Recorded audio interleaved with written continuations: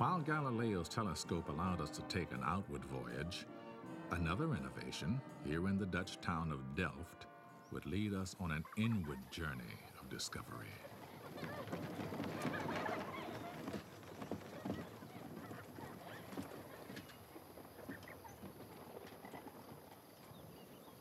Over 3 centuries ago, Antony van Leeuwenhoek perfected the early microscope and used it to study droplets from the waterways of Holland.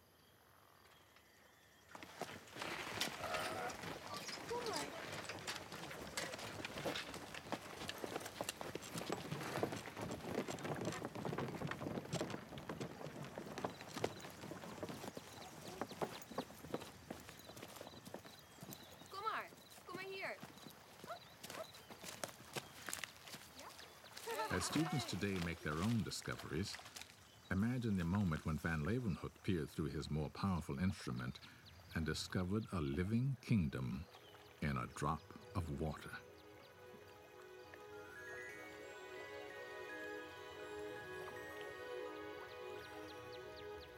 This busy world of single-celled paramecia is only 1 millimeter across, 3 powers of 10 smaller than a meter. The microscope allows us to continue our journey into the realm of the very small. As we move into the cell nucleus, each new ring now reveals a world 10 times smaller in diameter than the last. Deep within the nucleus, we come upon truly remarkable constructions, long spiraling molecules of DNA. DNA holds the chemical codes for the reproduction of most organisms on the planet, whether they're paramecia, people, or petunias.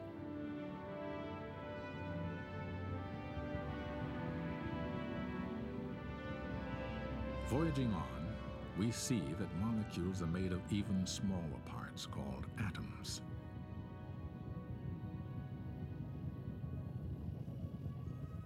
The tiny world of the carbon atom is very strange indeed.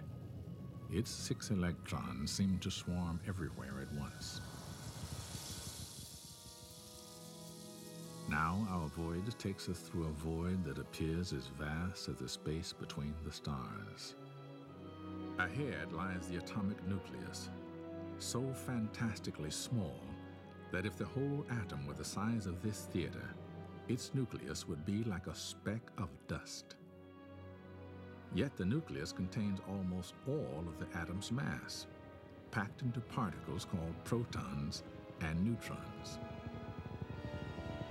And these, in turn, are made of still smaller, mysterious things called quarks. Exploring this, the inner frontier of the universe, physicists wonder if quarks might contain even tinier building blocks of matter.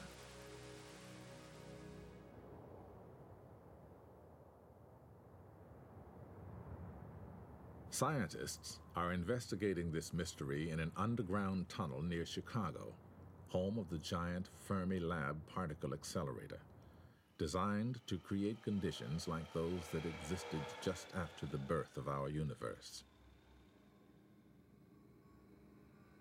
Millions of protons and antiprotons race through these pipes in opposite directions, nearly at the speed of light in a kind of subatomic demolition derby.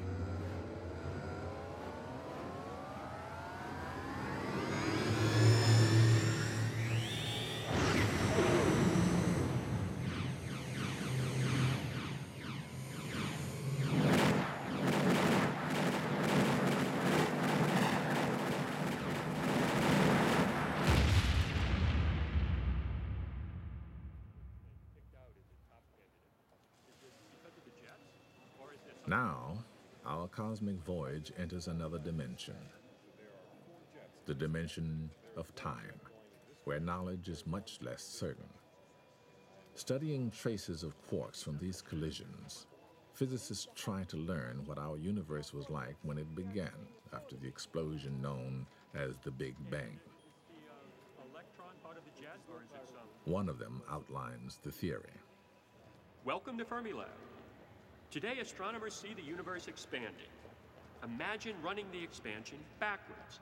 Billions of years ago, everything must have been packed together at enormous density.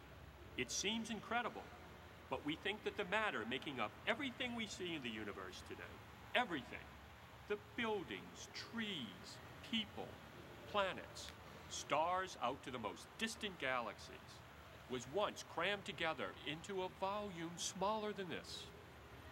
And then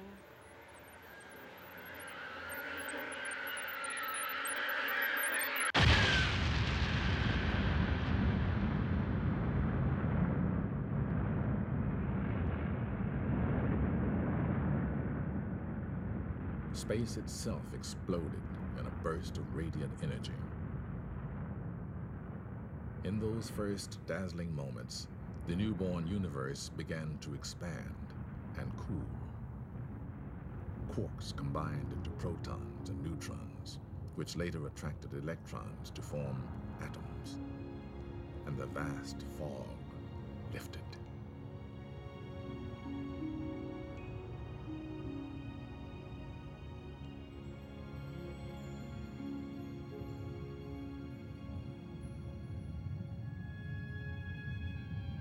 For hundreds of millions of years, the force of gravity slowly drew matter together into a gigantic web, the architecture of the cosmos.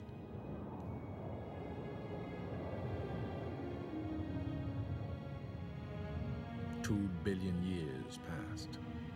Clouds of gas and dust condensed like giant water drops along the cosmic strands and formed galaxies.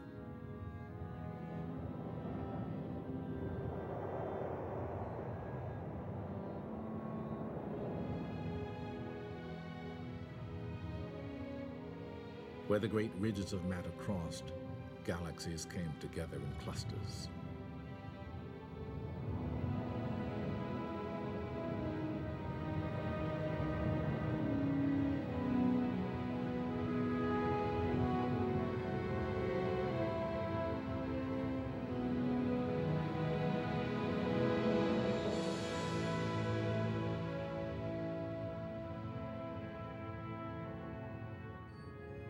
Some galaxies evolved into gigantic disks and spirals of stars, gas, and dust.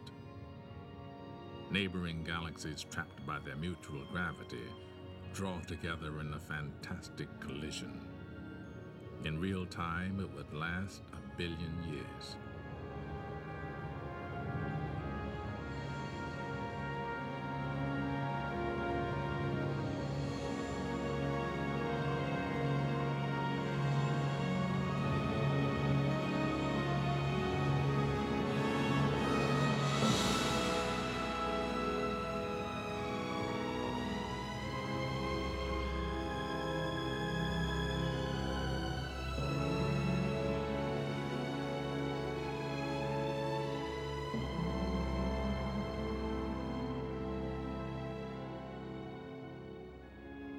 The force of gravity strips long tails of gas and stars from the huge new galaxy.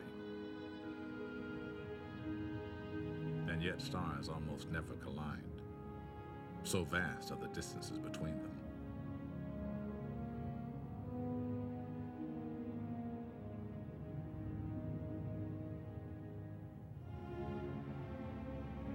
Perhaps 10 billion years pass, and we encounter our own galaxy, the Milky Way. In it, stars have formed, and some have died.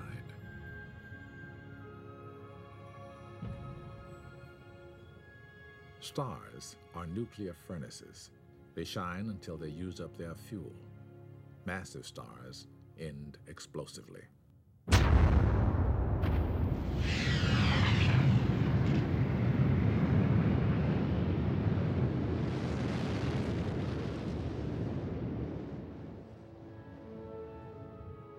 These exploding stars, or supernovas, send out the elements of life. The oxygen we breathe, the carbon in our muscles, the iron in our blood. Now a cloud of cosmic gas, sprinkled with these elements, comes together in the grip of gravity.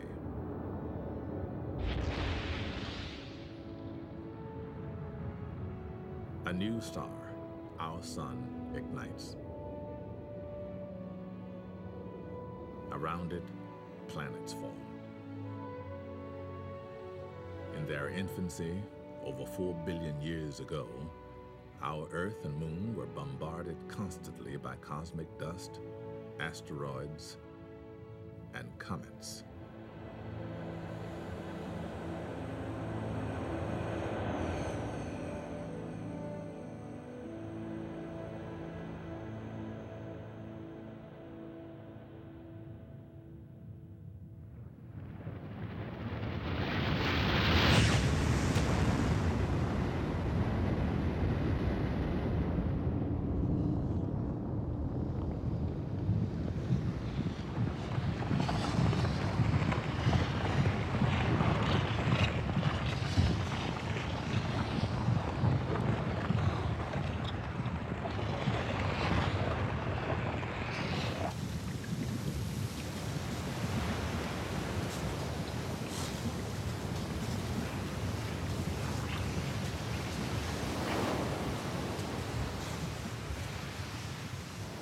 With violent impacts, volcanic gases, acid rain, and potent ultraviolet radiation from the sun, the young Earth was a very hostile world. And yet, the basic ingredients of life were already here.